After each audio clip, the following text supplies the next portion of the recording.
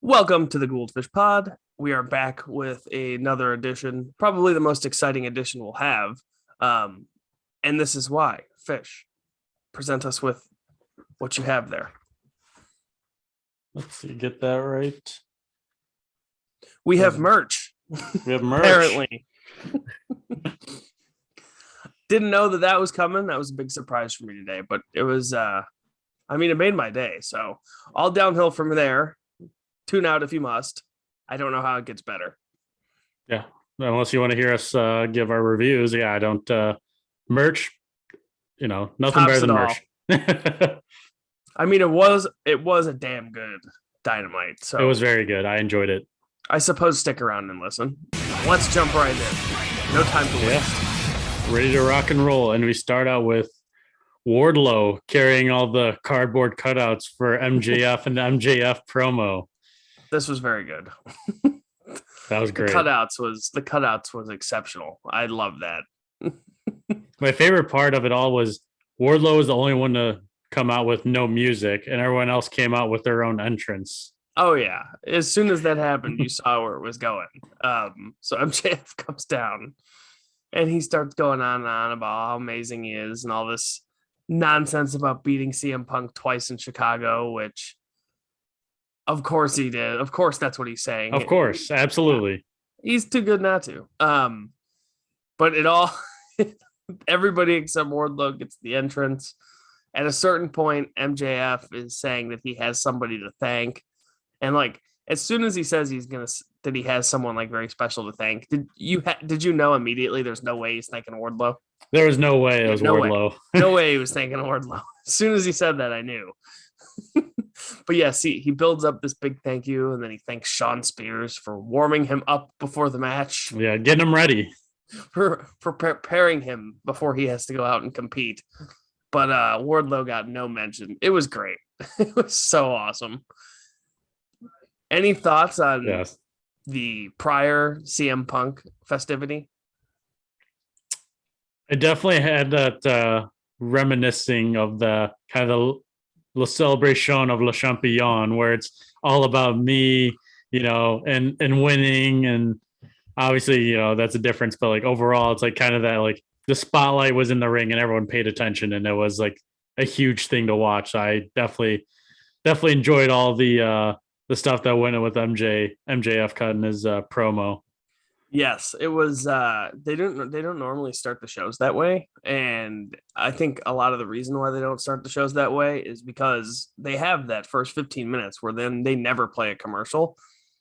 And if you're gonna have 15 minutes to not do a commercial, you should probably put a match there because it's the only one all night that will have no commercial interruptions, and it's a great way to build a rating. But when you've got guys that can do this, oh my God, this was better than any match. Well. Not on this show. Not on this one. But on most shows, that segment was better than any match you're going to find. CM Punk eventually strolled out there with no music because he was just disgusted. MJF declared that the next thing he should be is the AEW champion, which he's been saying for a long time. And he did have his title shot too once before. So he did, and of course, even in that match, he got protected. Yes, the whole cheating thing. What'd you think about the CM Punk stuff? I thought it was great. Him interrupting was perfect. Yes, that was definitely needed. And then what surprised me is he wanted a rematch against Wardlow because Wardlow beat him. Line. That was great. That was probably one of the best lines. So there are three categories of lines in wrestling. If you're me, there's the line that I never would have thought of in a million years. And those are like the top. Right. There's the line that is completely teed up for you, but it doesn't necessarily make it any less awesome. Like MJF very clearly setting up that he was not going to thank Wardlow. Like we all knew that was coming. And then there is the lines that are, dang it, that seems like such an obvious statement to make, but I never would have thought of that. Yes. That's where CM Punk's line about Wardlow beating him falls. Even though it's true and it's sitting there on a silver platter, I had not thought about that until he said it. Well, you just didn't think he was going to make that aggressive play to it right away. Oh, yeah. And then So he even was goading him a little bit, asking him when he was going to grow some balls and leave those yes. guys. Which, take note, of those guys, the biggest stars out there. Like when you look at the collection of people that came out, you got Sting, Darby Allin, CM Punk, FTR, Tully. Shawn Spears, Wardlow, Tully, MJF. You got all these people. And like obviously Sting is a permanent like mega star. So let's take him out of the question. The biggest stars in this segment are AEW MJF, AEW Darby Allin, AEW Wardlow, and former WWE CM Punk. With all those dudes in the ring, it's like all of these other dudes are such big stars. Like people love Wardlow. It's impressive. Oh, absolutely. Yeah, it's very impressive what they've done. I just think it's funny when people say that they've built their foundation on people who used to wrestle in WWE. It's like not a single former WWE wrestler is a champion. And over half of the people featured in that monster opening segment were all homegrown guys, so to speak. So, right. Well, I was going to say I would have to disagree with saying there was no WWE champions, former WWE wrestlers that are champions, because obviously Jericho and Moxley. I meant currently. Yeah, currently, Yeah, correct, of course. But overall, like, yeah, when, sure, like you said that, but in that segment, especially in that segment, like literally the two kind of the young up and coming stars, and even you can say three with Wardlow, but MJF and Darby are just incredible together. Yeah, they really are. They do a lot of good stuff. And then you've got Jungle Boy, who's supposed to be a pillar, and all he has been is an ass boy footstool. Yeah, he gets to go after the Gun Club, and man, he's looked bad in it. Yeah. I mean, the ass boys are growing on me. The So ass boys. who knows? Maybe that was the point, was to make the ass boys grow on us. Could be, very well could be part of the plan. But anyway, what ends up happening to set up a show or set up a match later in the show, MJF tells Punk that he's got to wrestle FTR. He can have a rematch anytime, any place of his choosing, as long as he beats FTR. But Sting and Darby Allin are not allowed to be his partners. So he's going to go and find a partner, which he thinks about for a minute and then laughs because. And he talked to Sting about it too. Yes, he immediately went to his private advisory, got some consulting. And great consulting, by the way. Oh, yeah. I was going to say, and it ended up leading to a terrific choice. But we'll get there. We'll get there in a little bit. But after that, we probably have a great promo with Andrade and Sting and Darby. And I think those promos are they're so funny. So Darby Allin is like the stone-faced character. He's laughing 99% of the time. Like it is of my personal belief that this is him breaking and simply not being able to contain himself because he's having such a fun time. Long story short, Darby still doesn't work for Sting. And I think Andrade finally has gotten the message. Yeah, it took him a few weeks to get that message, but I did think the one line that, for Andrade not wrestling a whole lot of late, when Sting said that, and he means it, Andrade means it. Oh, yeah. Yeah. He got very serious very quickly. Yes. But, yeah, I mean, Andrade for not wrestling. Darby. Oh, that would be such a great match. But, yeah, Jose in the Stinger, too, going at in the outside the ring. Yeah, I'm sure that would go real well for Jose. He might. So Andrade, this is an observation. Andrade might be the most polite bad guy out there. Absolutely. Yeah, he's got to be. Will we just see the history of him asking for camera time? Yes. He politely. He always fills out the proper forms, goes through the channels. Yeah. He was just a little misinformed. This whole Sting thing. Sting and Darby, the little kid. Yes, the little kid. I need to find a little kid that worked for Mr. Sting. Oh, those are great. But yeah, after that we went to the AHFO, the Blade versus Wardlow. This was the first match on the show. Yes. And the second match didn't come until the 47-minute mark. And I didn't It even didn't- notice. It like time like definitely was like flying by, but like I didn't realize like we went that whole first 2 segments were just talking, and I didn't realize like there wasn't a match. Yeah, and I think that that's the only reason that this following match went through a commercial break. If there had been any other wrestling on the show, Wardlow's catching you on a powerbomb symphony, and it's over right away. But they went like 5 or 6 minutes or whatever, Yes. and everyone was just waiting for. Everyone knew what was going to happen, and they were just Mhm. waiting to react to it because as soon as Wardlow caught that dude, they knew it was over, and they were thrilled about it. And they it's kept amazing. chanting one more time or something. So One of these That's pretty great. days, he's going to powerbomb MJF, and that crowd is never going to stop chanting one more time. they're gonna go to like 10. They're never going to stop. Like Wardlow's going to like have to powerbomb him over the ropes to the floor just to get people to stop, because their concern at that point will exceed their want to see him powerbombed one more time. But He's gonna get a few tables, and then they're gonna say one more table. yeah, great, exactly what we need. Wardlow's going to fall into the trap of wrestling the most confusing matches ever. He's got the guy pinned one more time. Oh man, I don't. All right, one more time. It's rolled up again by CM Punk. That'd be hilarious. And then of course Spears is an ass and hit the guy with a chair and Takes the spotlight away. Yeah, you can tell that Wardlow is so sick of this shit. You know it's coming. We're right on the brink. It's like one more thread is going to snap, and we're there. He needs that one last little thing just to I wonder what it's up. going to be. Yeah, I don't know what it'd be either. Because there's been so many situations where if Wardlow were to get sick of this guy right now, it would be perfectly acceptable. Yeah, he got deducted on his birthday. Deducted pay on his birthday. Yes. He didn't have his entrance music. He had to carry these stupid cardboard cutouts.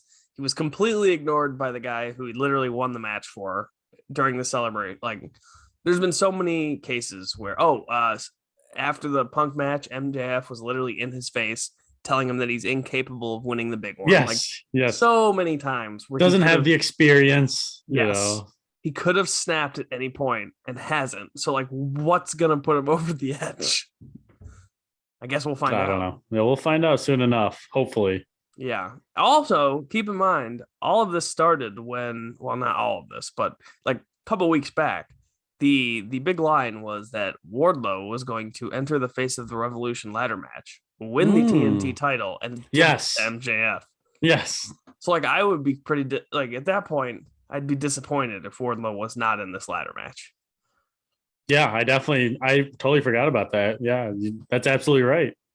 Yeah, or MJF tells Wardlow that the TNT title will still be there at the end of the night.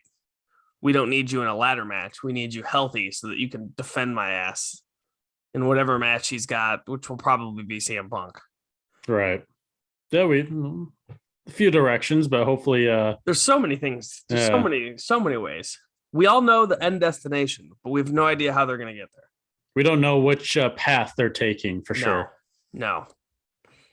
So, but after that, we went right into the Inner Circle team meeting. Oh, the mandatory before team. that, there was the video of Penta. This was a brief video. I did video. forget about that. Yes. Yeah, I think they went to commercial before, or they went to commercial right after. But Alex Abrahante spoke a bunch of stuff in Spanish. Here's the gist. He's really mad, and Dark Penta is coming out. That's what his translation was. Whatever he referred to himself as, apparently it translates to Dark Penta, which either means he's going to get more violent or a lot worse and be relegated to Dark, one of the two. Yeah, it goes on AEW Dark. Yeah, we'll have to see where it goes. Yeah, we'll figure it out next week on Dynamite. Yes, and then we had the team meeting, which the mandatory team meeting delivered. Boy, did it. Wow, I think my favorite part of all of it is still Jake Hager just not talking. He has like no say. He just stands there. And they're all in these ridiculous Inner Circle leather jackets, and somehow he's the most ridiculous looking one with his fucking red cutoff cargo pants or whatever the fuck he was wearing. Those looked ridiculous, like salmon colored floods. Like, I don't know, but he's just the man. He is. He is. This whole thing was great. If Yeah, Santana, overall it was great. if Santana and Ortiz have always been able to talk like that, then fuck, maybe they're right.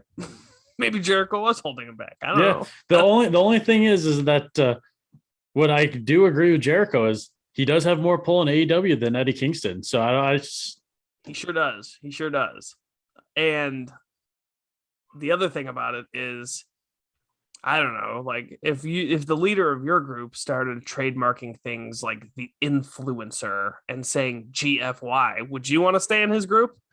Of course not. I don't know, but I'm saying, like, Jericho did come up with some valid points saying he does have more pull in AEW than Eddie does. And he did.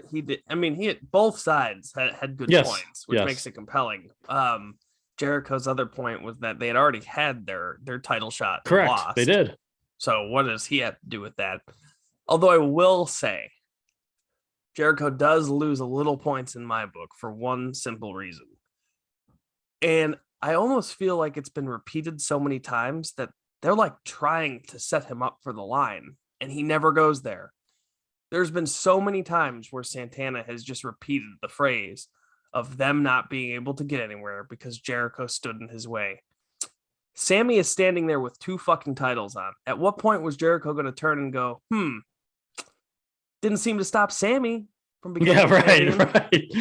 But, and like Santana has said that line specifically like 3 times in the last 2 weeks. And every time Jericho has to answer, like it's teed up. And he's the master. Yeah, he does have 2 belts right there standing to his right. Yes. And then even Sammy didn't say anything. Like Sammy could have been like, look, I'm going to quit this team again until we figure this out. Chris, you got to respect them. Santana and Ortiz. Jericho didn't stop me from becoming a champion twice. So figure it out. Yeah, literally twice. The line was right there. Hopefully somebody picks it up and runs with it one of these weeks. Yeah, I just... Jake Hager not saying anything always just gets me going. It's just so funny. And speaking of your silent giant, next week is Jericho and Hager versus Santana and Ortiz. Yes. They're going to settle it with their fists. Instead of this. Instead of this, with as this. Ortiz says, yes. But yeah. Except Ortiz came out with the bands too around his neck, like he just got done like working out. Yeah, he was pumping iron. Pumping the plastic, I guess. Yeah, sure. Why not? The rubber bands. Yeah, whatever. He was pumping something. But I do think that also stemmed from. I wish that since now you made me think that Santana and Ortiz said that Jericho picking the tag team of Jericho and Sammy and Jericho and MJF over Santana and Ortiz. I felt like that could have been mentioned. There you go. As well. So I just thought about that. So yeah, I just wish that now that I just thought about it was that. I think Jericho has had 3 opportunities to win the tag team titles. He did with MJF at least. He had one with MJF. I'm pretty sure he had one with Hager, and I think he had one with Sammy as well. And he didn't mention any of those. Like those would have been such a great back and forth. Like it didn't stop really, because if you're such a great tag team, how come me and whoever I felt like teaming with that week ended up to which they could snap back and say, and how many of those did you win? Like, so, right. There was so much left on the table, but hopefully it's got a little bit longer to go than just a tag match next week. Right. Yeah, hopefully. But then we kicked it to backstage with Tony Schiavone interviewing Roppongi Vice. Classic. Yep. Why would you accept an interview? Why would you accept an interview from Tony Schiavone at this point? Why wouldn't you just lock yourself in a broom closet with your phone and just like have Tony text you the questions? And why even bother? Send a get Mark Henry out there, because I know you're split screen, so they can't be next to you. I can only recall once or twice where Mark Henry has been interrupted in the middle of him doing his interview by somebody getting attacked. And I think it was like Eddie or something. Just it was a street fight or something. But like you see them leave the screen, so you know that they're coming for you. I Yeah, mean, exactly. Yes.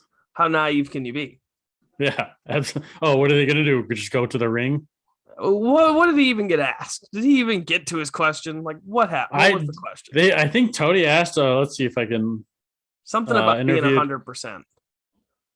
Oh, he asked Rocky Romero if he was like 100% or something. Yes. Yeah, And then, Rocky was he was getting there, and then he didn't.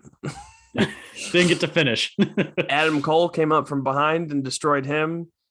And by the way, the storyline of Adam Cole just bringing in whoever he wants all the time without checking with the Bucks is my favorite storyline. The EVPs. Yes. These guys every week go on the show and throw their hands up because somebody is on the show that they didn't know was supposed to be there or something. Like, dude, do your fucking jobs, Young Bucks. What the hell? Do some due diligence. Yeah, is it they just going over the heads right to Tony? I guess. I don't even think he asked Tony. I don't think Tony approved of Jay White showing up to give Trent a concussion just hours before having to wrestle the Young Bucks on a taped show. Well, I was going to say Tony Khan meant the Forbidden Door for Roppongi Vice and Rocky Romero, not Jay White. Yes, exactly. Even though he scrambled to get Jay White so that he could come in and honor what he had advertised, that's not what the Forbidden Door was. It was definitely Rocky. Yes, absolutely. Hey, maybe it was both. We had the Coven Door, the Forbidden Door, the Free Agent Door. It was AEW. I said it. I texted it to you. I said I was ready for AEW Dynamite, and that's what it was. It was open. It was a good scene, though. I really liked. They just did it very well. Where Adam Cole was like, "Wait, guys, look who it is!" Like he didn't invite the guy here, and it's Jay, and he got a really big pop. It's always surprising to me some of the guys that get pops, not because they don't deserve it, but you always got to wonder, like. And I've heard wrestlers say this in interviews where they're like, no matter how sure you are that you're over, you never know about going to that new place. Right. You pop on the screen and they go nuts for you. So good for him. And did you catch what he said to Nick Jackson at the end? I did not. What did he say? So Switchblade has a necklace that he wears down to the ring. And it's just he said nice earrings or something, right? Was that? Yeah, he did. It's just a simple necklace that is just a switchblade at the end of the necklace. It's like a charm that's shaped like a big switchblade. And Nick Jackson was wearing switchblade earrings. I didn't even notice that. You had to like pause and look at them to tell, but yeah, there were two swords as his earrings. And so Jay noticed them and goes, "Oh, nice earrings." Which I thought was great. Hopefully so I was gonna say that's the one compliment that probably Nick Jackson has received on his outfits. What? How dare you? Well, I like him, but the commentary doesn't like him. That's true. Well, the commentary is a bunch of old dudes in Excalibur who something tells me Excalibur's finger isn't on the pulse of fashion. So he's got a lot going for him, but I don't know that that's one of those things. Oh, man.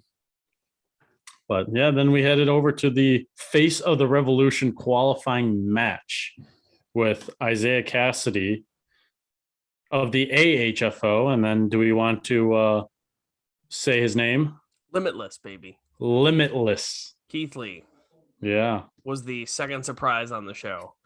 Now, I told you, and I've got to stop telling you things in the middle of the week because it takes away from the impact it has when I tell you now. But so Tony Khan, remember there was a tweet he said where he was like bending over backwards trying to clarify who was going to be on the show. Yes. And at one point it was like somebody is coming through the forbidden door, signing a contract, slamming it closed, wrestling in the or something, like just the most overdrawn out promotion of anything that you could possibly promote. And that's because he said that he realized that he fucked up the definition of the forbidden door term. Of his own definition. Well, it's not even his. Hiroshi Tanahashi is the first one who said it. And if he saw what fucking Tony Khan has turned it into, he'd never come. He'd stay in Japan forever. But Tony, this is why it's so easy to tune in and watch. Because Tony, while Excalibur might not have his finger on the pulse of the fashion world, Tony definitely has his finger on the pulse of the fans, and sometimes I think to a detriment, because I truly believe the only reason we get some of the shitty segments on TV is because he reads a Twitter thread for too long and finds 7 people who have 8 followers between all 7 of them. Sleep deprived and on Twitter too much. Yeah, exactly. And he's like reading those going, oh gosh, I didn't even realize people wanted that. And it's because they don't, and he does it anyway. But the fact that he listens and is willing to do things like get a guy from another company on 2.5 days notice, so that he can fulfill his word that he didn't even mean to say, like, those are the type of things that keep me watching and keep me wanting to see where things go. Because, like, as much as we make fun of him for being the hype machine, like, he does deliver a lot, and it's not like he's not trying. Whereas if you flip on the other channel, well, you have to give credit where credit is due. The same, yeah. So the fact that that effort is put in, makes me feel. You have to respect it a little bit. Yes. Yeah. Yes. But yeah, I mean, Keith Lee looked great in the match. That first throw. Oh my gosh. He threw him across the ring. That was fucking incredible. And who would have thought that after all those years of being forced to be Bearcat and losing to Dolph Ziggler in his first match on Raw, like, I think that was the match. Like, I'm pretty sure his first match on Raw was an 8-minute loss to Dolph Ziggler, who, by the way, is going for the NXT championship right now. Dolph Ziggler is? Yes. That's wild. I know. That's crazy. But all Keith Lee came out and did bare bones Keith Lee stuff. Like, bare bones. Like, this is the minimum you'll get out of Keith Lee. And the people went fucking crazy for it. It's like, the bask in his glory chant was great. Yes, I love that chant. It's always been good. And I don't know. It's just so frustrating. I'm glad that he is where he is now. And I'm glad that he did not, die from COVID. That would have obviously been very horrible considering what the wrestling community has already dealt with in terms of a lot of people in wrestling have not done well, like, in their battles with COVID. So right. It's good that he did. And I'm glad that he is where he is. But it's so hard to look at the last 5 years and not feel like he was so undervalued and his time was so wasted. Like, oh God, I just hope the guy gets his shake here, even being a little bit older now. Yeah, and I do think that I don't think this is just kind of a projection here on my end, but I think he would also be perfect in that TNT Championship belt too. Sure. And I just, because especially like with that pop too, and you're just like, he gets with the crowd, and that's what you want. Oh, absolutely. And you've got all these matches. But yeah, so then we move on to FTR. Before we move on, we just to round off that segment. Keith Lee threw this guy around forever. Yes. And in the middle of the match, it became very clear to Matt Hardy very early that this was over. Yes. He hopped the railing. He did the Jeff Hardy spot, hopped the railing, left in the middle of the match. And Tony Schiavone even said when Jeff did his thing and they were like, oh, Jeff Hardy behaves erratically at WWE house shows. Yes, and I do remember that. This is pretty erratic behavior from Matt Hardy. Like, Tony, have you been watching the show for the last however many weeks? Like, when has Matt Hardy not been erratic? Yes. He also did say it was the last chance. So I think he was true to his word. Oh, yeah. Yeah, he was true to his word. But Tony, fucking pay attention, dude. The guy thought he was 1,000 years old when he first debuted in AEW. He was a demon from another realm that had taken over his body. Like, and you're telling me him leaving in the middle of Damascus is erratic? Give me a break, Tony. Come on, man. He's the optimist. Yeah, he is. He is. And he's the homer. Maybe that's why. Maybe he just internally he's always rooting for all the AEW wrestlers, so he doesn't want to say anything poorly about them. That's all he could muster. Could be. But then after that, obviously, Keith Lee just dominates and wins. The catching of Mark Quinn on the foot dive was fucking unbelievable. I couldn't believe he caught him. I couldn't either, and so easily. Like, god damn it, that guy is so strong. And Unbelievable. just like, I mean, Mark Quinn got some height too. Yeah, dude. And like he caught him and stopped him on a dime. Unbelievable. If not, Mark Quinn was drilling his Dead. head on the yes. He would have Like, gone head first into the fucking ground. That was because he would have awesome. definitely bounced off of him. So Oh yeah, definitely. Yeah, he wouldn't have done a fucking thing to Keith Lee. He could have gotten a 20-mile-an-hour head start, and he would just hit and deflect. I do give Private Party that is their topes and stuff like that. Like they get some height on it. They have gotten really good at making a lot of the cooler things that they do look smooth. They're way better than they were. It's just I don't know. If Isaiah Cassidy had never started squealing in his matches, maybe they would have been at this point long ago. I hated it. Just made him come across as a joke, which is what Matt Hardy tweeted at him saying he was. Oh man. But yeah, so Keith Lee dominated and is going to be in that match of the Face of the Revolution. Sure is, Cotton. But yeah, then we go to FTR versus CM Punk and his pick of the AEW roster. Match was fucking amazing. With Jon Moxley. I mean, I think MJF should have reworded who he got to pick. Absolutely. Should have reworded. Didn't think that one through at all. No. Well, MJF's thing is like the one thing about him is that he'll say things that to a viewer are blatantly wrong, but he does such a good job of like playing the guy that believes all of the shit that he spews.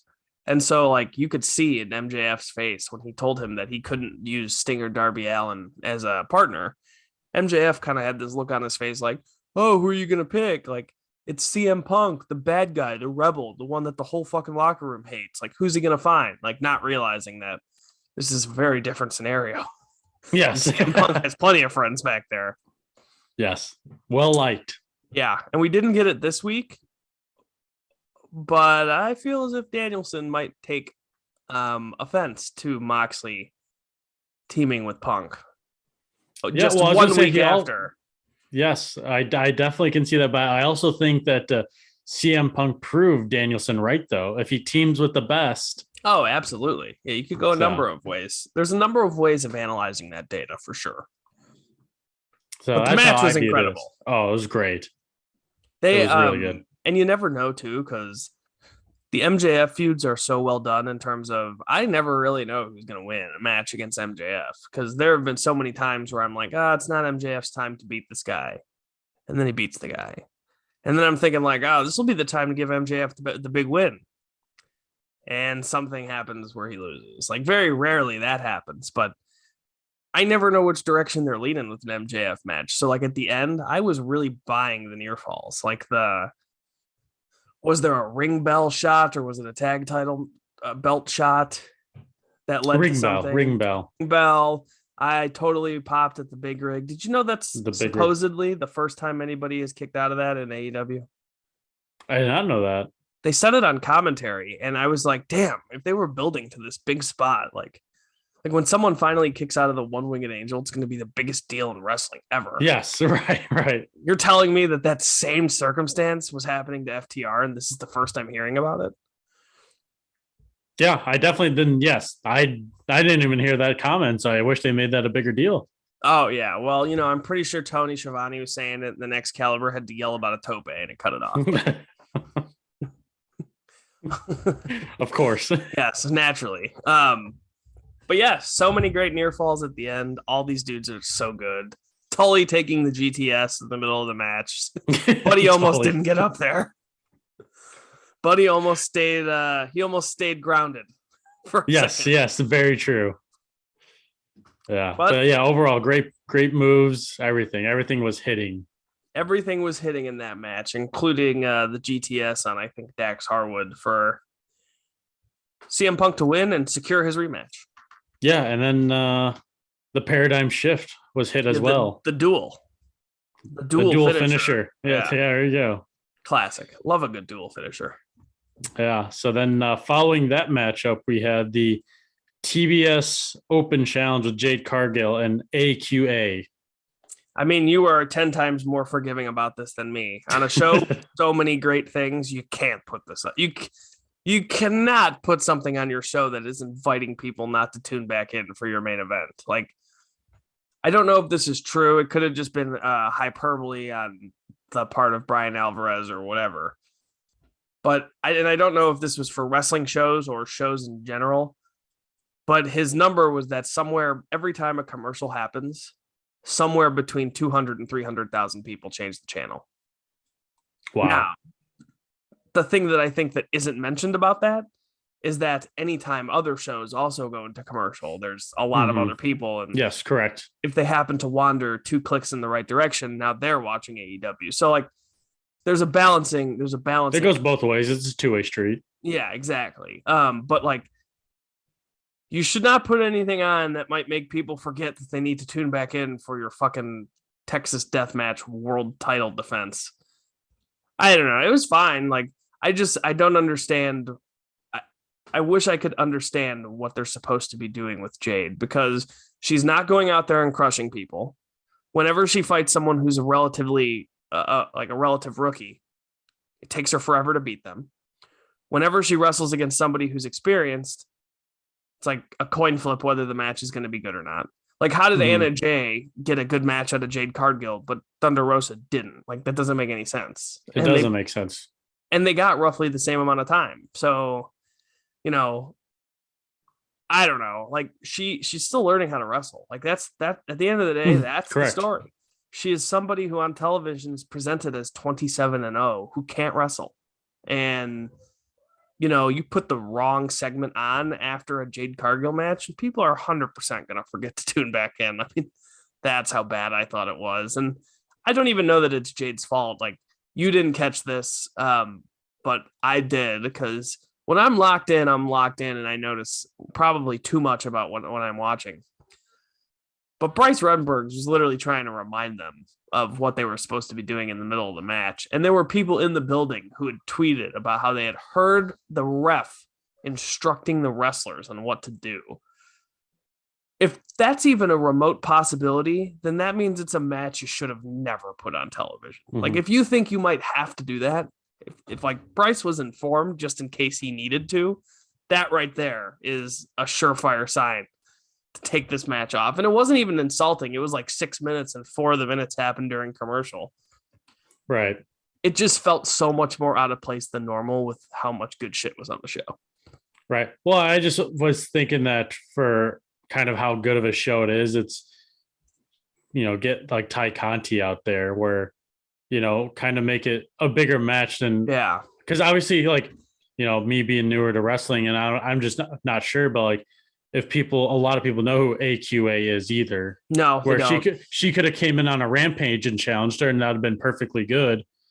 But I just wasn't, you know. I'm not a fan of anybody randomness, unless it's like when Cody did his open challenge, it was defined. It was an open challenge. Right, correct. Yes. Like, he would put it out on the internet. He would come to the got and announce that he would like to have somebody come out. Like, it was always very clear. I don't know how AQA got the match. Well, there was a promo last week where Jade said it was an open challenge this week. Oh, did I miss something? Okay. Yes. All right. I don't know. Maybe it's just because the women's talent pool really isn't as deep as I thought it was, like just out on the indies, but that's who you picked off the indies to come. Like, think about who we got for the TNT title: Ricky Starks, Eddie Kingston, a bunch of these guys who came in. I mean, even Warhorse had the cult following that it required to get him on national television. It didn't last, but yeah, I don't know. This just felt like a random match that was sandwiched in a show that it didn't belong on. And if it were on Rampage, fine, whatever. But like, they would put it as the main event, and it's not a main event match. Like, she's not killing people in 2 minutes. She's not having good long matches consistently. She's presented as I am 100% confused. Like, is she supposed to look dominant? because she wrestles too much to the point where she doesn't really look dominant, despite the fact that her record is 27-0. Like, take out the smoothness and the working ability. Take all that out. She's 27-0 and struggling to beat people who are debuting and have as little experience as she does. Right. Well, right now we're booking Jade Cargill better than AEW is booking. Oh yeah, I mean, I'm sure they have a plan, and people watch because she is undefeated. Yes, but it's going to mean a lot less when someone finally beats her if every single week people are taking her 6 to 10 minutes. Right. Correct. No, I mean, definitely understand that, where it's, she can have that 6 to 8 minute match, but like, let her dominate for the first 4, let the other person get 2 minutes of offense, and then puts her away. Like, I guess but like that's still a better match than kind of what was presented. Well, yeah, where it's kind of back and forth, where if she's going to dominate and be like, oh, she got a little too cocky and it backfired, now she's just putting her away. Well, it also doesn't help that they were forgetting what they were supposed to do. Yes, which probably made it look a lot more back and forth than it was supposed to be. But like, I wouldn't even bother with any of that. A far more effective way to do this: if she's wrestling a rookie, that rookie is destroyed in 25 seconds. Right. If she's wrestling somebody mid, let the mid person storm out of the gates, get attack her, and then right. And then Jade kills her. 4 minutes, boom. The other kind of match is anytime she's wrestling a Thunder Rosa, a Jamie Hayter, a Mercedes Martinez. There's a list of people that you can throw her out there and say, hey, 10 minutes, go work something out. And they never choose the appropriate people for the 10-minute match. It's just right. So it's very confusing. What good that people are watching, and like, I hope she's good, because I mean, physically speaking, she's a fucking monster, and she should be a great wrestler. Yeah. But right. I just wish she was being done more favors by the right. You wish that AEW was helping her out. Oh yeah, and they finally are, by having her train with Danielson, which is fucking great. Danielson doing the women's division with I don't know if I told you that, but apparently Serena Deeb and Bryan Danielson are now the 2 head trainers for the women's division. Oh wow, I did not know that. Which can't do anything but help. So that's great. Serena Deeb's incredible too. She was awesome. Which was she next? She was next. The Professor's 5-minute rookie challenge. I loved it. Yeah, I like watching her wrestle. So she's so smooth. Always an A+ to me. She's so smooth. She's got the intensity, and this is just setting up one day for somebody to come to do their debut and take her to the 5 minutes, and then have Serena Deeb demand that the match is restarted before she ultimately either loses or cheats to win or whatever. Like, there's so many ways you could go with it, and it'll be wrestled well. So, and I think it's, for me, I envisioned it sort of like the Jericho Jungle Boy. Yes, exactly. The 10 minutes, Jericho puts him in the walls, and which we still haven't gotten a rematch of to this day. Wow. To this day, unless I'm wrong. Did they wrestle again? Maybe in a tag? I don't think so. In a one-on-one. Yeah, I don't know. But yeah, something like that'll happen. So something for the viewers to research for us and comment. Yes, give us a comment. Yes, give us a comment. Give us the fucking comment. But yeah, after that, we hit the main event, which was the AEW World Title Texas Death Match with Hangman and Lance Archer. Do you know that Hangman has had, since winning the title from Kenny Omega, if you count that match, he's had 4 matches involving the World Championship. The one that he won, the draw against Danielson, right? Danielson again, and then this one. His average star rating in those 4 matches is 4.95. Oh my gosh. Wow. Which is incredible, because he doesn't get enough time to talk. And when he does, it's never about something that's interrupted. It's interrupted by something that isn't long-term important. And then he doesn't really get to speak again. And then he finds out about a stipulation at the last minute. And like, he makes up for it tenfold by being who he is in the ring. And that was a brutal death match. Brutal. Like, that was kind of weird too, because you get to the first commercial break, and it's like, okay, everything's obviously it's going very well. I was very into it. Mm-hmm. But for as good and as crazy as it was getting to the first commercial, we came back from commercial and it was like an entirely different match had happened in the time that we spent away. Like you come back and there's all this stuff set up and there's two other dudes out there at ringside, which I know we saw prior to the commercial, but like it's just a very jarring visual difference. Like there are stairs set up and double tables and all kinds of shit. I was like, oh man, I missed the best picture-in-picture probably they've ever had. Yeah, but yeah, overall, like some of the bumps and everything that they took was wow. Yeah, I don't. Well, okay, so the story of the match is, first of all, I still don't know why Dan Lambert and Lance Archer are working together. My opinion of this, my honest opinion is that it just started as something like just to do. And then Lance Archer was like, okay, this guy actually did make a good point, so I'm just not going to mess with him anymore. And the rest of it has been Dan Lambert on his own, just kind of trying to prove his point about the Hangman by costing him a match. But I think that the only reason that it even persisted to the point where Lambert was involved in this match is because I don't know that Jake Roberts was going to be able to unscrew all those fucking top ropes as quickly as Dan. Yeah, very, very well could be. I mean, I was hoping that he'd hit the DDT, but oh, that was very funny. That was a very funny spot. You know, Jake hasn't hit a DDT in AEW. No, I guess I didn't. It would have been the first time. Wow. That's why he was so upset. Hangman robbed him of it. Yes, he was so ready. He was winding it up for the crowd. Yep, and the crowd didn't get it. And then he flipped off Hangman, and everyone laughed. It was pretty funny. Jake the Snake, man. And the short arm clothesline, man. He hit it hard. Guys still got the footwork. Hangman took the bump of a lifetime on that short arm clothesline. That follow through was pretty intense too. He reared up and Jake the Snake is there to bring it, baby. That all started with me trying to tell the story of the match. That's how much went on in this match that I was sidetracked that easily. But the whole concept was that Dan Lambert came down to the ring to remove the top rope, which in a Texas death match is perfectly legal. And the idea is that no top rope, no buckshot lariat, which as soon as they saw that, I started sitting there thinking, I feel like they wouldn't, if they were going to just use a different move as the finish, they would have just used a different move as the finish. So how is he going to hit the buckshot now that there is no, and like I thought of a couple ideas. Mm-hmm. Yeah. I was like, okay, maybe he does it like over the barricade back into fair play, so to speak. That would have been a good idea. Which would have been cool, but also I feel like you wouldn't have been able to get the same impact that you did in terms of like a move that can keep Lance Archer down for 10 seconds. So I was like, that's probably not it.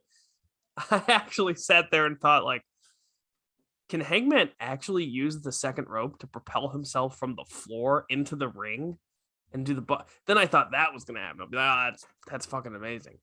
Nothing that I thought of throughout the match was as good as what happened. No, I thought it was going to be a table. He was going to do it over like a table or something. Like use a...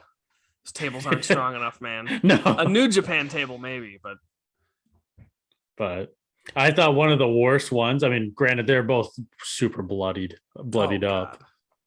Hangman was just red. But the most brutal one was the was it the blackout era? Not the blackout era, but it was the blackout era on top of the steel steps. Yes, the blackout onto the steps outside. Like earlier in the match, Lance Archer is taking a fork to this guy's head. Yes. And he is stabbing him with the fork. And he has hit him in the head with a trash can. And he has done all this stuff to him. There's this thing in New Japan that me and my dad would always make fun of. And we would always make fun of that wrestlers would bring out a table in the beginning of the match. And they'd set it up. And then in 45 minutes worth of World Championship Wrestling, like two guys wrestling for a world title, they would repeatedly go back to that same table and they'd tease a bunch of spots. But the spots that they teased were so death-defying that you just sat there and went, there's no way they're doing that. Like, this other guy is gonna get out of it. And sure enough, the other guy would always get out of it, reverse it, and somehow the man who set the table up ends up going through the table. Like classic wrestling stuff. That was the feeling that I got with this Lance Archer blackout. Like, he was holding Hangman very clearly, telling us at home, hey, I'm going to try and give this guy the blackout off of the apron onto steel steps. And I'm sitting there going, oh, okay, he's going to slip behind, like, shove Archer off. And then he threw him. I was like, holy shit. He bounced. That looked He bounced off. And that's how you know that shit, those steps they are not. Didn't crumple. Did not crumple. No, because technically it's hollow in between. It was only about thick. And it did not bend at all. It literally just trampolined him up. Yes. God, I don't know why he did that. Like, couldn't he have taken the blackouts from like a standing on the floor position? Like, well, I mean, he took a blackout arrow onto a chair. Yeah, so I don't know. That was rough. I felt real bad for the Hangman for that one. He got like good height on the bounce too. Oh, he was. It wasn't just like he like bumped into the thing. Like, he literally came down. Oh God, I'm so excited! I'm hitting my own microphone. He literally came down back, like perfect flat back on the steps, and probably got a foot in the air, like 8 inches in the air, and fell off the floor after that. Like, off to the side of it, yes. Absolutely brutal. I mean, the lengths that those guys went to made that match pretty fun to watch. And hopefully it's a while before either of them have to do that to themselves again. There was so much blood. I mean, I loved it because I think it's cool, but we missed the Hangman in blood. We kind of just came back from break and he was bleeding everywhere, unless I missed something. Well, I was going to say, this was, I think, every single match this year for Hangman, he has blood in it. Oh, yeah. Yeah, and he did his little tweet. Did you see that? Yeah, I did see. That's what made me think about it. Hangman Page tweeted that he's tired of bleeding every month, which was very funny. It was extremely funny. That was a great tweet. It was a great tweet. Hangman's always thinking. He also is smart with his finisher, since we didn't give that away yet. Yeah, that's right. So Archer has him up like for a power bomb or whatever. He was trying to hit him with the barbed wire chair or something. Like he was gonna power bomb him onto the barbed wire chair. Yes. So he sets up. Which, by the way, how did they get that fucking barbed wire to stay on that chair? I think it was like taped down. Taped? Why didn't they wrap it around the chair? I don't know. I honestly don't. Like, so Hangman could take it off. There you go. Okay. All right. We figured it out. Code cracked. So Archer puts down this chair with barbed wire taped to it. Goes to powerbomb him. Before Hangman can get lifted up, he literally puts his arm through the barbed wire, yanks it out, escapes the powerbomb by punching Archer in the head, and then notices Paul Turner is bent over, gives the front flip over Paul Turner. Big buckshot crashing off of the ring through all the tables. Hangman barely makes it back up. Honestly, it was pretty close. Gotta be careful there, Hangman. You might have ended up with another draw. Most draws as champion in AEW history in a month. Not a record you'd want to have. No, it's a record, but it'll take forever to beat it. But not a great one to have. But yeah, Hangman did get up before the 10 count. Archer did not. Hangman retains, and then what did you think of this post match? Yeah, Adam Cole came out, put the belt over Hangman's shoulder and patted it and went about his business. And I think we were right that we are getting a Adam Cole versus Hangman Page. Yeah, so it's a good thing that Adam Cole fucking lost in that unsanctioned match. That was totally necessary. Yes, just to get to that point. Yeah, totally worth losing to Orange Cassidy. Like, it just, there was no reason it needed to happen. I think they just think that they can put on like one of those street fights or unsanctioned matches. Get away with it. And we'll just accept that, oh, it doesn't count. No, it counts. I watched it. It was like a 23-minute match. And if I spent that long watching it, it counts. Right. But yeah, that was, Adam Cole made his intentions clear. It'll be really interesting to Very see clear. where the elite storyline goes, because man, you've got all sorts of veins of the Bullet Club. Yes, literally. Which, by the way, we skipped over this. There was the backstage promo with the Bucks and Adam Cole, and we did skip this. Yes, and I learned something in this backstage promo. What I learned is that you have to take an oath to get into the Bullet Club. I didn't know this.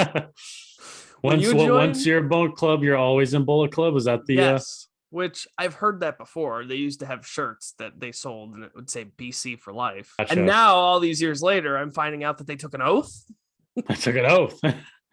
Unbelievable. But that's the other thing. Hilarious wrestling trope. And they haven't used this one very often, which makes it great. Adam Cole says that the Bucks can trust him, which almost guarantees that the Bucks impact cannot trust him. Right. So they're going in that direction, but at the rate they tell stories, it'll be this time next year that we get a resolution. It'll be Revolution next year before we get these matches. Yeah, of course. Yeah, that'll be what it is. Yeah, and then maybe we'll get to see more of the two sweets. Oh God, I can only hope. Well, with that, we are going to move on to Rampage. It is officially Dynamite time. Fish. Rampage. Yeah, it's officially Rampage time. All right. Dude, it was a long hot start night. Start us off. Tell us about the Rampage show. So to start off, we had Roppongi Vice versus the Young Bucks. And man, that match moved 1,000,000 miles an hour. Yeah, no kidding. When's the last time we saw a Young Bucks match? It's been a while. Probably not. Been a while. Yeah, I was gonna say it was right when they had that. I don't know what match it was, but Nick Jackson wasn't cleared. They did a 6-man with the yes, with the Adam Cole against the Evil Friends. Yes, I think, or something like that. But anyway, yeah. I was gonna say that every time the Bucks go a couple weeks without wrestling a match where they're actually a tag team, forgetting the Nick Jackson Trent match, but when the Bucks are out there, they haven't wrestled as a team in a couple weeks. They remind you that they're the fastest fucking tag team you've ever seen in your life.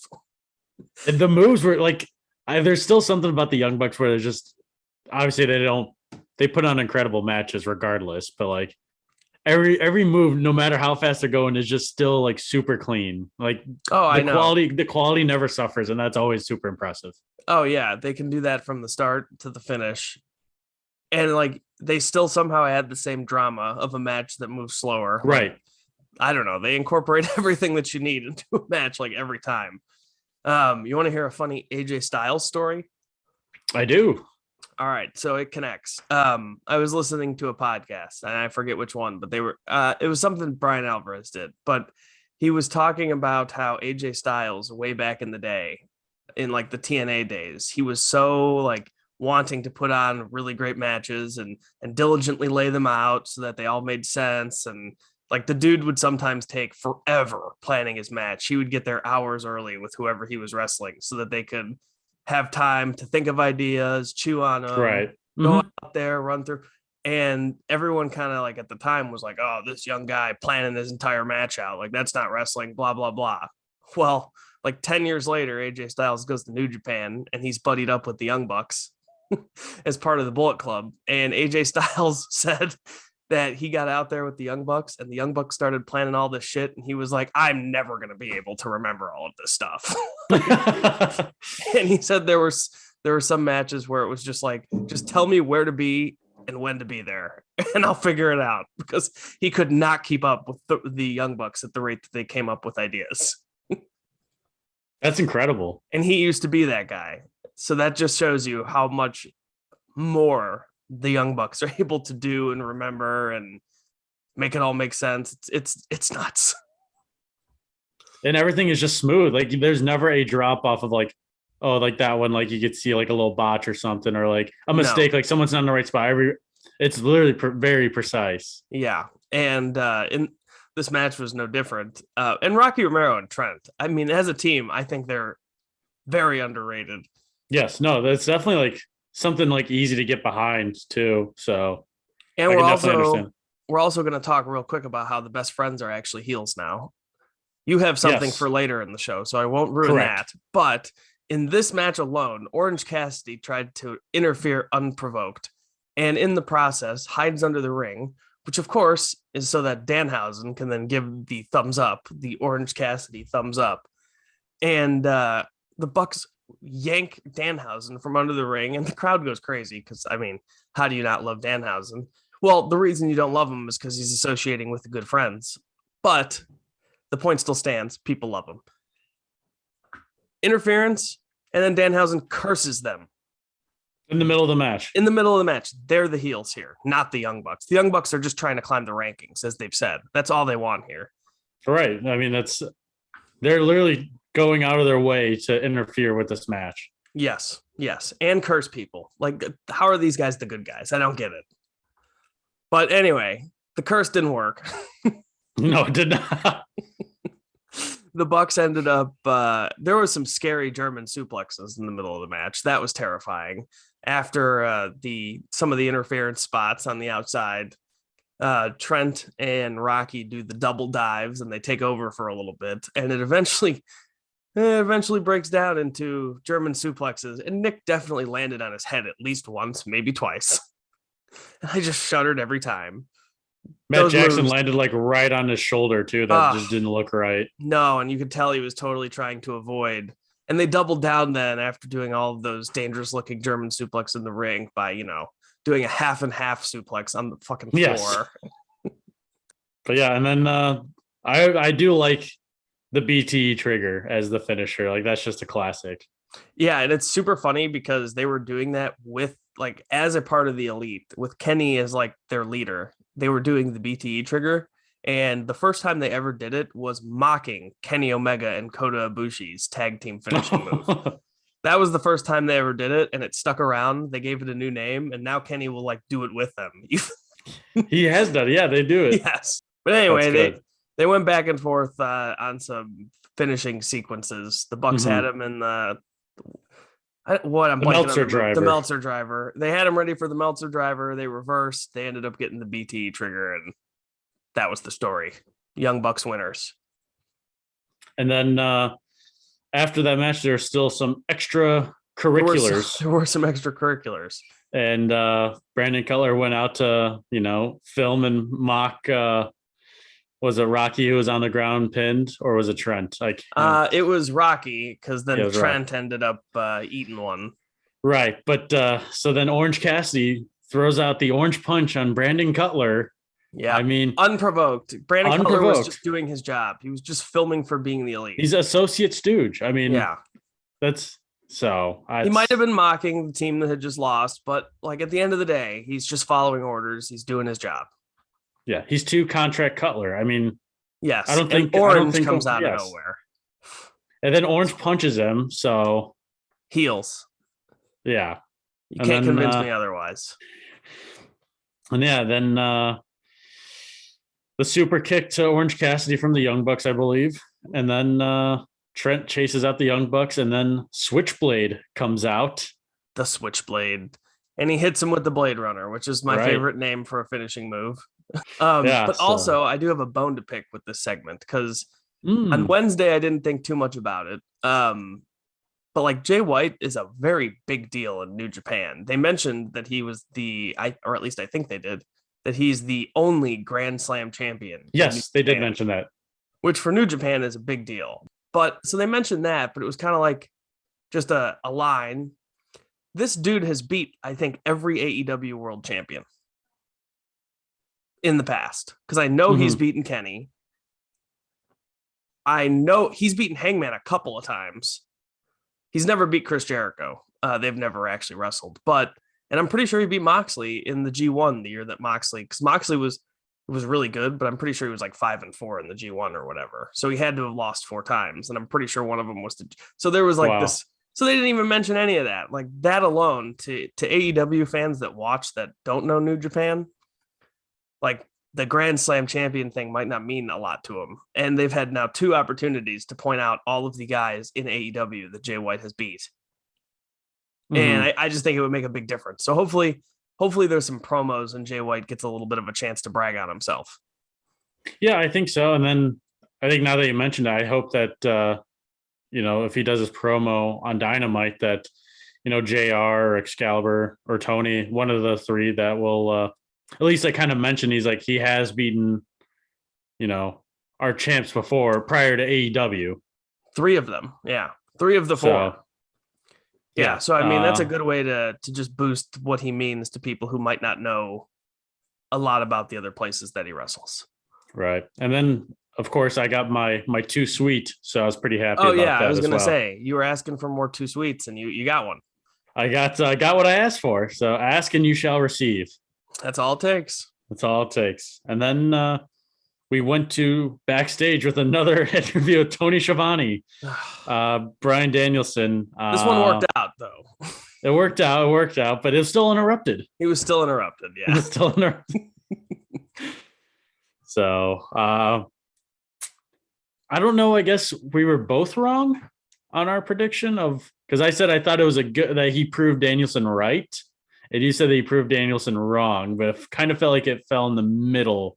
In theory, he did prove him right because you would think, like, you could argue that Bryan Danielson is the better wrestler between him and CM Punk.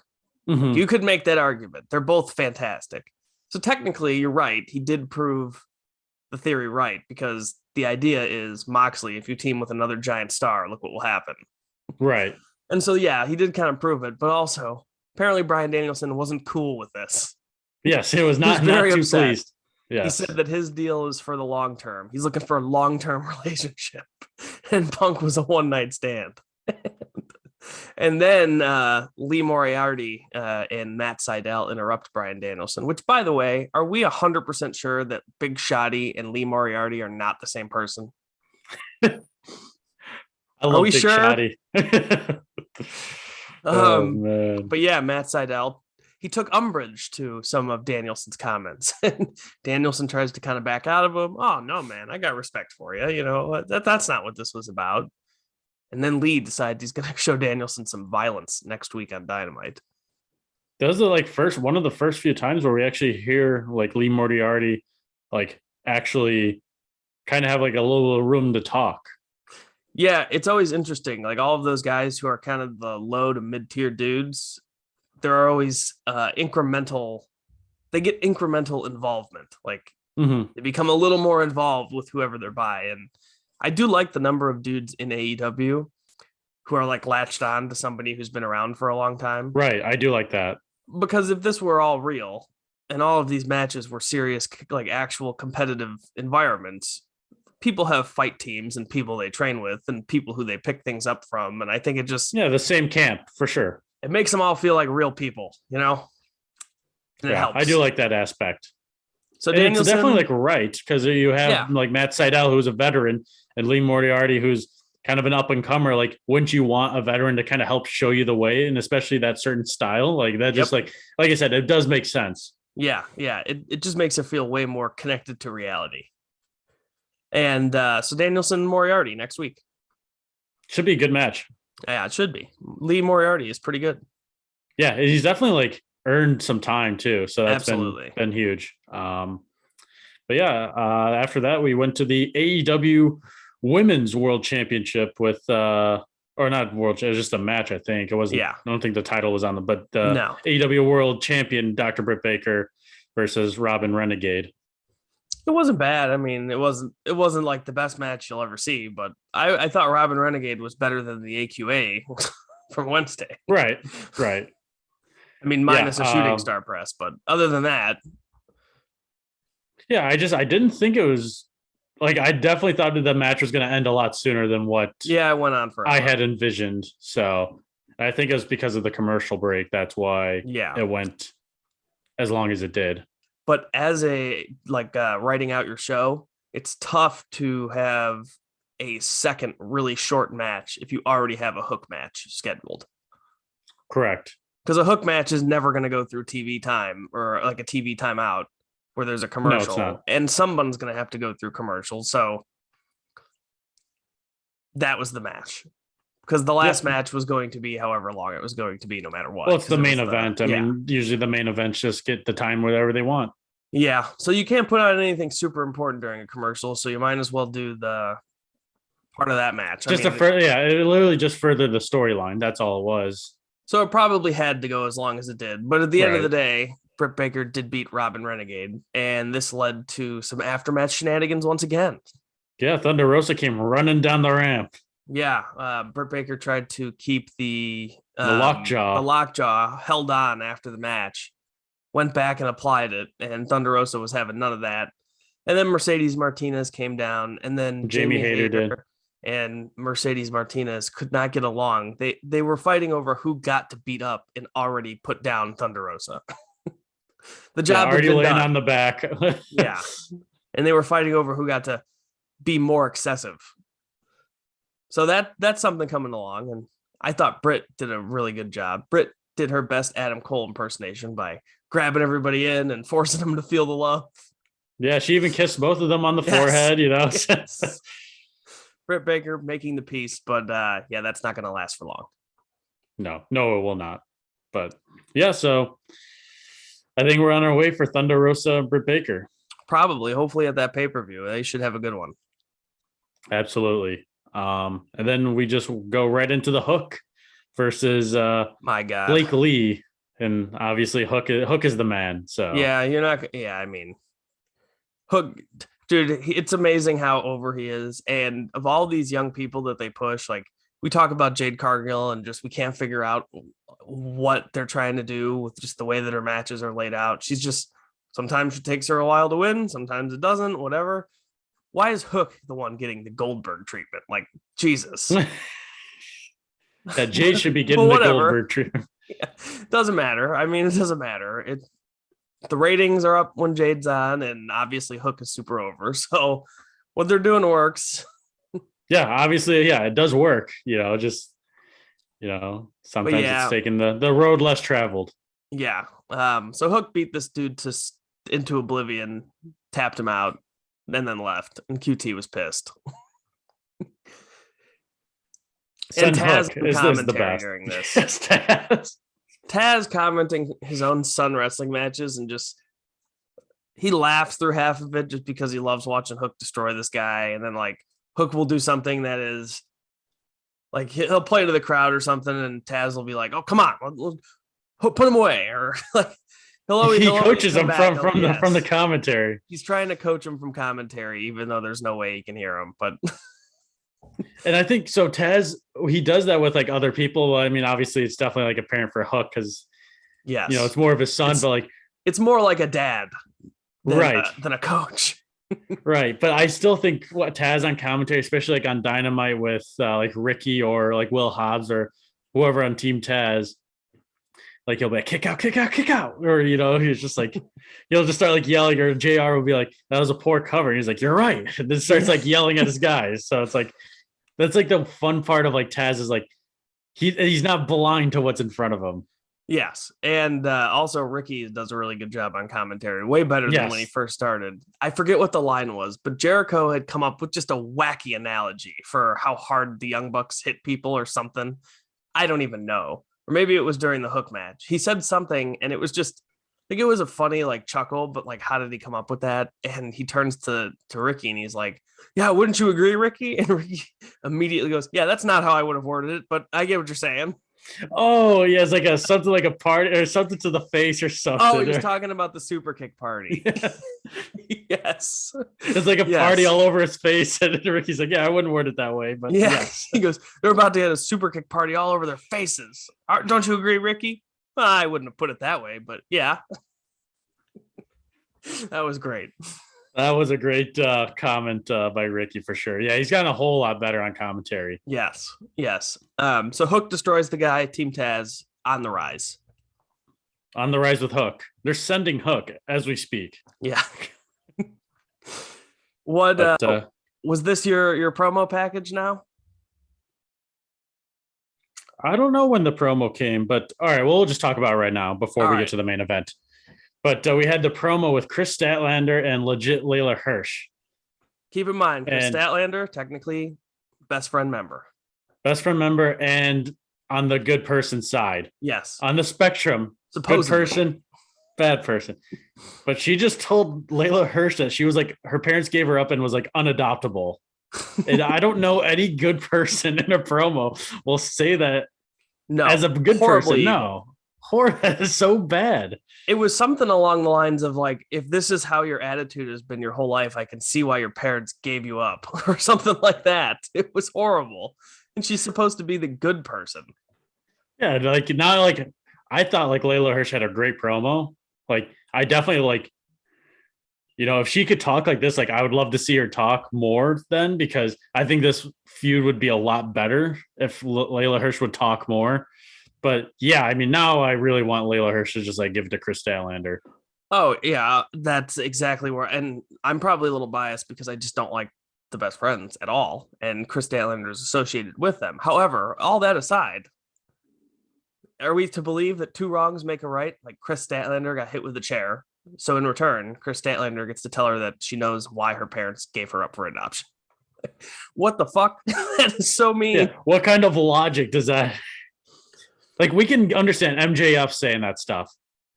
Like we can understand, but a person on the best friends cannot go out and say that stuff. Yes, MJF told Brian Pillman that his mother should have aborted him, and then said that he was going to talk directly to his father and look down as if to look at his father in hell. And I'd say Chris Statlander comes in at a close third place, telling her that she knows why her parents put her up for adoption when she was little. I mean, and so right not up only, there. well, the thing is that might even come in second because MJF did that in Cincinnati to He did. where Brian Pillman's from. Yeah, he sure did. So he did it like in a place where like it definitely was like near and dear. Chris Statlander just pulled it out of nowhere, just from left field, just to be mean. MJF knew what to say to make it hurt based on where he was. Chris Correct. Statlander just wanted to hurt this poor girl. And you know what? I think it's interesting when you let people talk seriously. Now, should the supposed babyface have said something like that? Probably not. But when you let people speak seriously, this whole wrestling thing works, like it does. Just because we all know that it's planned out and they write shows.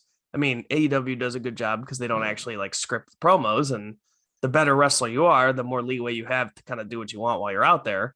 But you have to write these things out, plan out the storylines in advance. And when you let people take it seriously, even if it's telling someone that she knows why her parents put her up for adoption, it works. And I think there's only so many people out there that can do like ha funny, like the Young Bucks.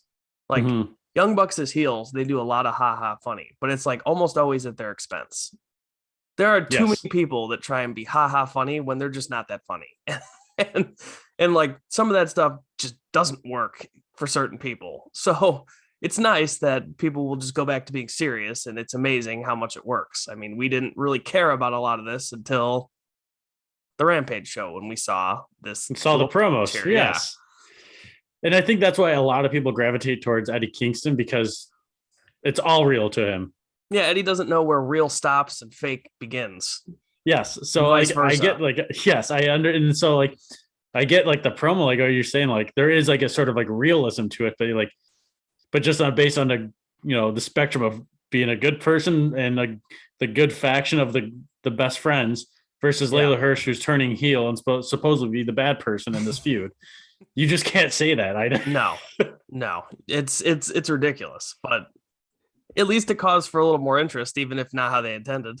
Yeah, no, definitely. So now I think, I don't know if people are going to like start cheering for Layla Hirsch, but I am for sure. I'm a Layla Hirsch fan. So we're team legit. Yeah, we are team too legit. I'm too legit to quit. So yes. Then we just go right into the AEW Tag Team Champs. So the tag team title match with Jurassic Express and the Gun Club. I mean, come on, the Ass Boys, they've got to be growing on you. The Ass Boys looked incredible. I was I almost wasn't surprised because based on all, like they haven't done any wrestling that I've seen them wrestle, but right, not in great amount. So I don't know why I had this feeling, but just based on how they carried themselves and a lot of these backstage things and some of the promo stuff, I just had this feeling like they were going to come out and be really good, and I think they were really good. So I don't think a lot of people give them like the credit where credit is due because, like you said, I think it's they don't see them a lot on TV, but like you kind of see them backstage, and you're like I feel like they could do something, and like, but you're not giving them the credit that they kind of deserve, or like they might be underrated, so to Yeah, speak.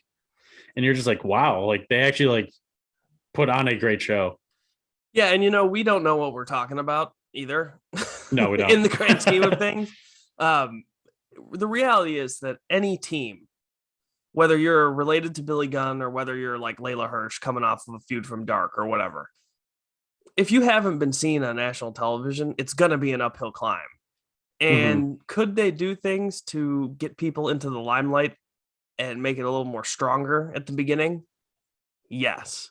But it's always going to be an uphill battle when you're trying to get a new act more involved into a storyline. And I, Correct. and I think that like the conclusion, if this is the conclusion, then I'd say it worked and it's done its job. And hopefully the Ass Boys and even Billy Gunn, I hope they end up on TV doing more stuff because they're a perfect like bad guy like team to give your good teams wins that people want to see because no one's going to be So upset. yes, so I was gonna say they are in the similar situation as the Acclaimed. Yes, yes. Like that's where like I would put them like Acclaimed, good wrestling team, like good wrestlers, and like you can give like them a loss, but like easy to build back up because people still like them wrestling. And it's better than if they were just two dudes who were wrestling. Like I think that's my biggest issue with when they put Lee Moriarty and Lee Johnson out there is so many times they're just guys who are plugged in, but there's no real escalation. And then every once in a while they'll have a good match when there's really nothing stopping either of those guys from being in the position that guys like the Ass Boys are in or guys like the Acclaimed are Correct. in. They're just not built in the same way. So it's unless they're wrestling a Danielson, I'm usually less interested. Whereas Right. I can now watch the Ass Boys get beat up by any team I like, and I'm here for it. And so before we even like get kind of like into the match and like kind of talk about it, I still think what sets the Ass Boys apart from compared to other teams was when they were talking to Sting and Darby. And I think that that kind of helped a little Oh bit yeah, when they had their feud. But like the little subtle jab of Austin Gunn saying to Darby, "I like turtles." Like even Ricky Starks made that joke. But when you kind of keep like like poking fun at Darby, like it's funny. Like it's yeah. I mean, like look at Andrade. Like he's poking fun at Darby, and Darby like obviously can't contain himself. But like yeah, it's fun to like where you're like, oh, like he's gonna get his like comeuppance too. and it sure says a whole hell of a lot about Darby Allin. Yeah, oh yeah. I mean, Yeah, top tier talent, that absolutely. that being that all of these dudes who have kind of moved up, the Acclaimed feuding Yes, with Sting and Darby, like they put up a rap video with yeah, about Sting and Darby. yeah. It's amazing what they've done for Darby, and now what Darby is able to do for other people. Incredible building of a person. Oh, absolutely. And you have the icon with Darby too, so it's like definitely like way more important. Oh yeah, it's one of the better things that they've done since the start of AEW as a company. Absolutely. But yeah, I mean, overall, if we just like kind of go to the match, I mean, a lot of back and forth. Like it was like just move after move for the most Yeah, part. they made the Ass Boys look good, and kudos to Jungle Boy and Luchasaurus for doing that. Luchasaurus has been around as for a while, but Jungle Boy hasn't, and the Ass Boys haven't necessarily been around for the longest period of time, and they all made a main event work. I mean, I don't know Yes, that I they ever did. believed that the Ass Boys could win, but the performance made me think that they should be featured more.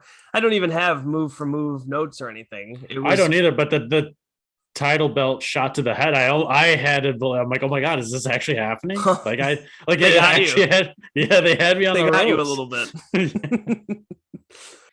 But yeah, no, Jungle Boy and Luchasaurus made both of those dudes look good. Those guys did their part. Weeks ago, I would have told you I can't believe that this is what the Rampage main event is going to be, and I would have been wrong because it worked.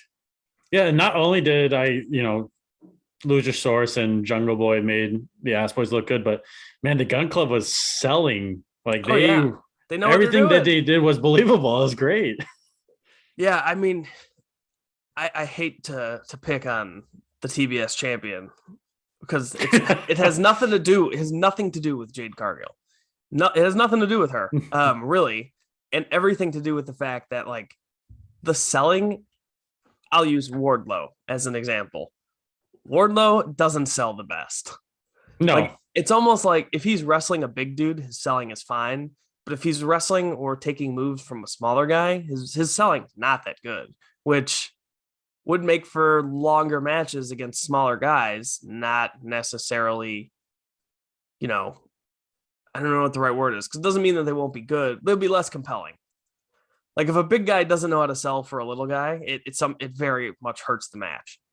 But then you see all these dudes like Acclaimed, great sellers, Ass right. Boys, great sellers, and all of these other younger dudes that when they get their chance, they're making the most of it, and they clearly know how to do the working part of wrestling. Well, and we can even say like Lee Moriarty, like Oh yeah, Big Shotty, like Yep. they're doing their best at like selling moves. Yes, they are. And I think like that's the thing that misses the most, like when Jade's wrestling or when Wardlow has to sell for somebody who's smaller than him.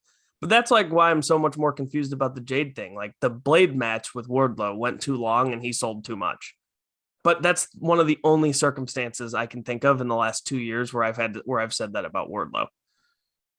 Like Jade shouldn't have to sell that much either. She should dominate all those people. So Right.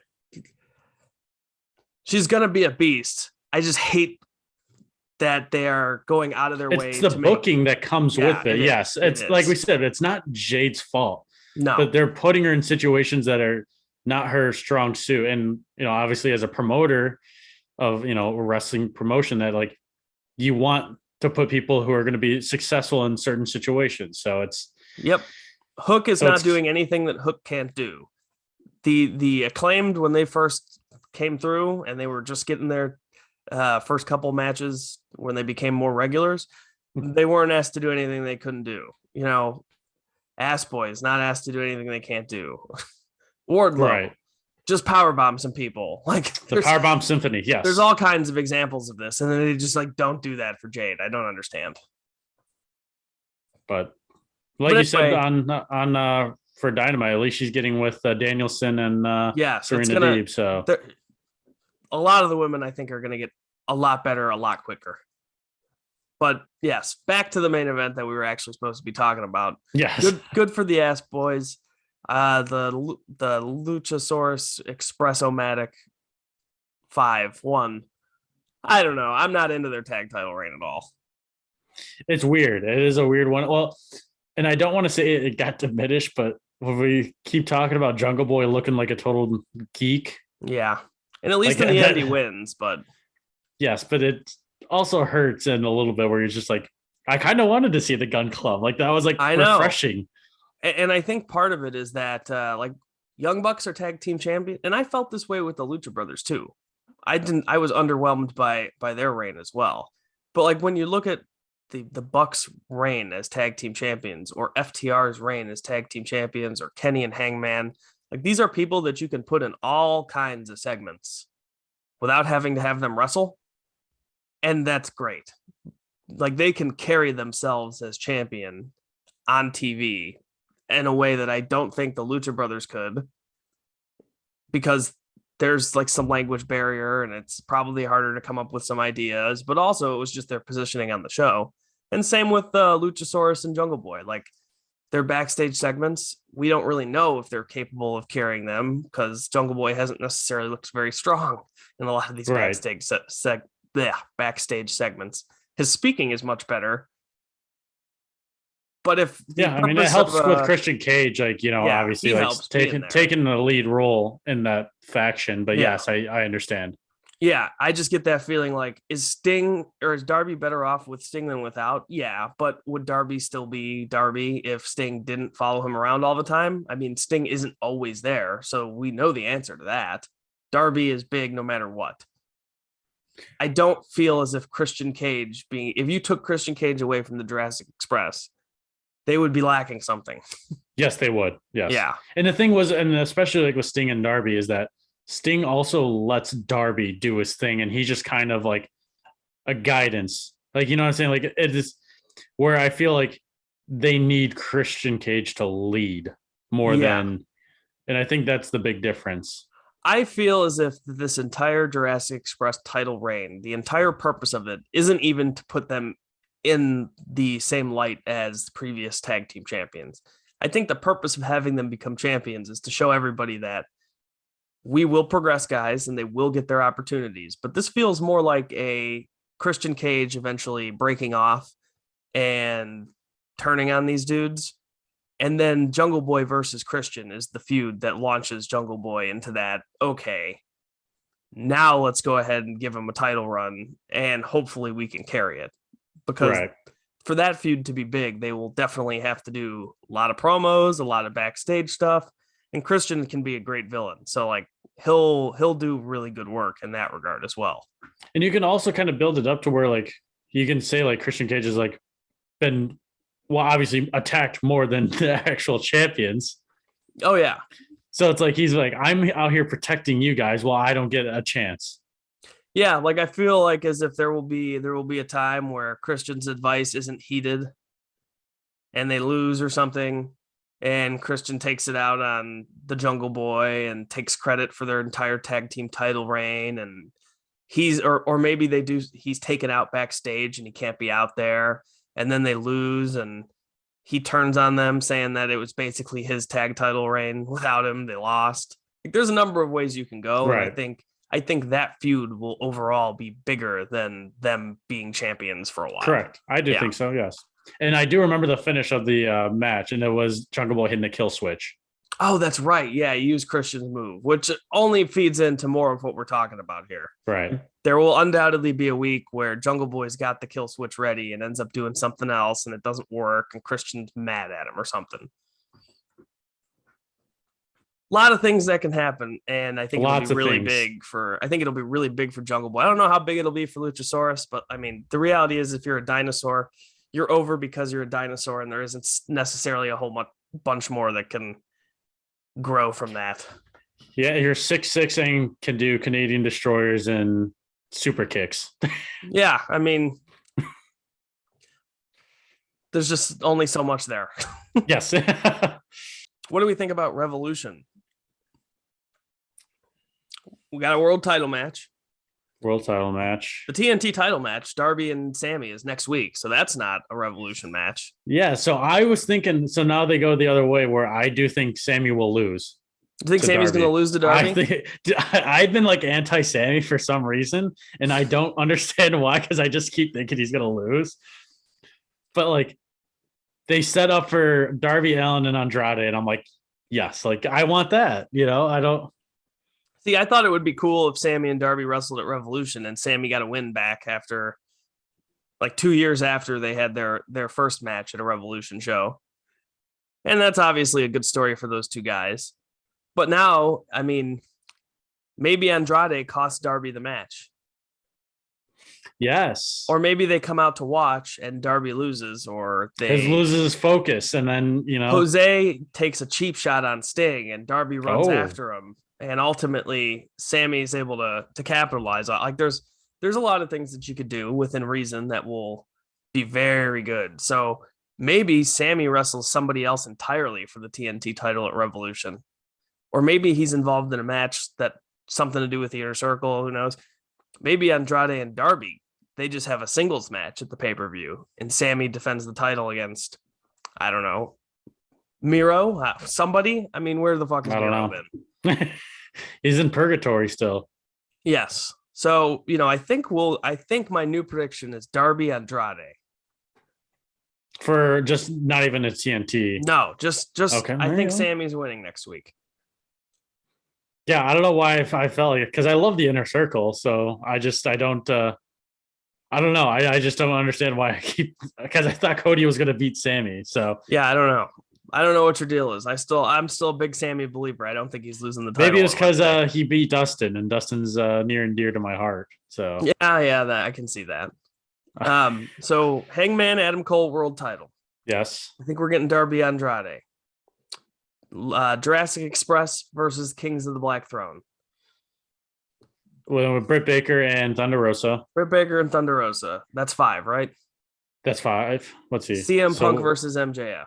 Yes. Oh, there's gonna be way too many matches to even have on the pay-per-view that we're gonna come So up that's with. 6. That's 6. I think the Young Bucks wrestle Red Dragon. That's 7. And I think there's a TNT title match. 8. For 4 hours. There are usually 8 matches on the pay-per-views. Unless there's one that everybody that's going to go extremely long, but unless I guess you could throw maybe 9 with the TBS and Jade. I don't know. I think that'll be on the pre-show. I think they'll do Jade and Hook beating QT like on a pre-show or something. See, and the only thing is, I think it might be the go home show and then the after show. You know what I'm saying? Like where the week before and then the week after the TBS will be defended. Yeah, maybe. I don't think it's going to be featured on the pay-per-view because it's been featured a lot and nobody's buying it with hopes of seeing a TBS title match.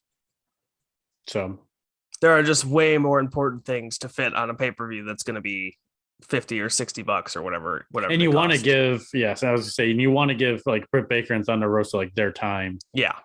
Oh, and actually, there's also the Face of the Revolution ladder match. So one of the things that I said isn't going to happen because we know that there will probably be 8 matches and the ladder match is one of them. So one of the 8 that we picked. Okay.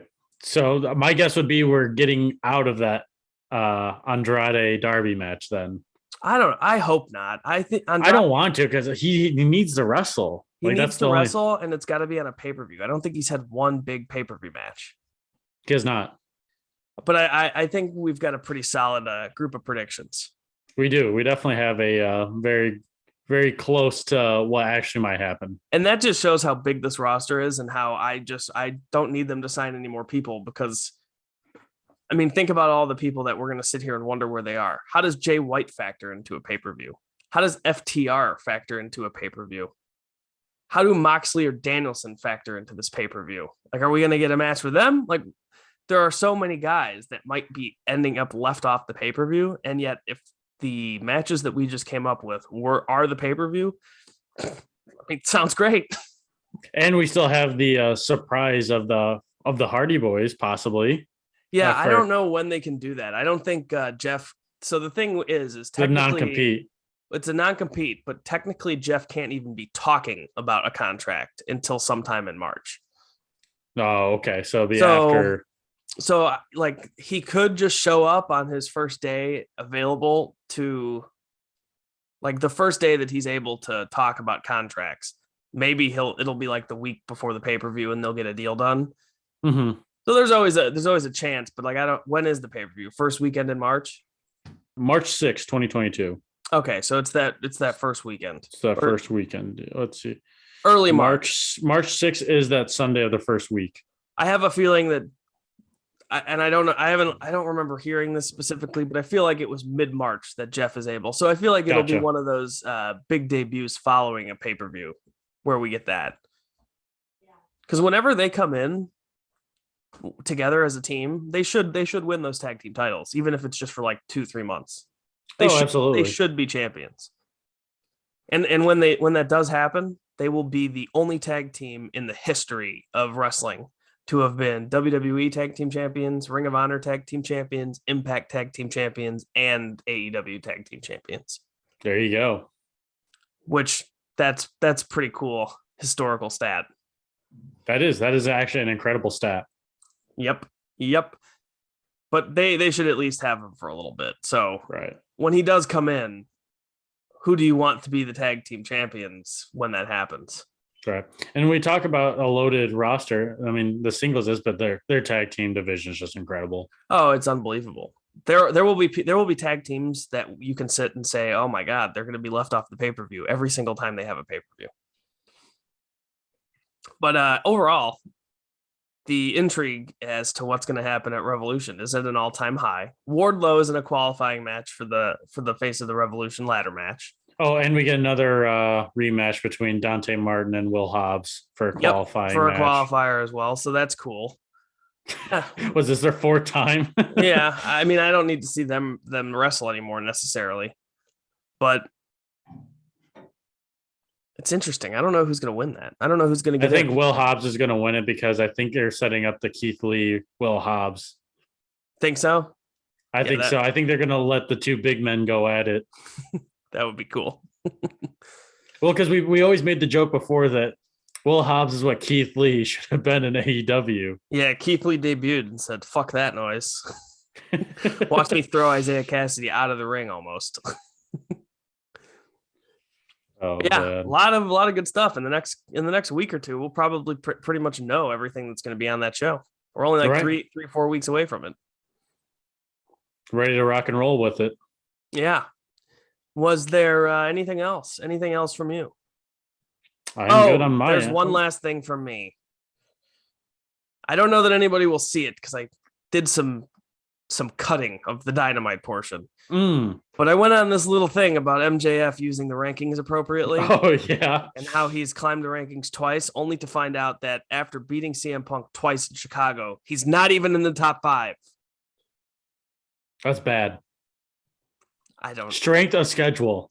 Those rankings are better for people who are not regular watchers than for people who are regular watchers. If you never watch and you tune in one random week and you have no idea that Adam Cole lost to Orange Cassidy, when the announcers tell you that Adam Cole is the number 1 contender, it means something to you. But if you're a weekly watcher, you know that these rankings are bullshit. They're bad. Yeah. They are bad. So I had to throw that in there because I'm not going to leave all those minutes on a show that's already going to be really long, which deservedly so, because I think both shows were pretty great this week, but not going to make you listen to a bunch of shit that was wrong, even though it shouldn't be. Of course. Anything else from you now? No more final thoughts from me. So for Ryan Fish, I'm Matt Gould. Thanks again for listening to the Gould-Fish Pod. Peace.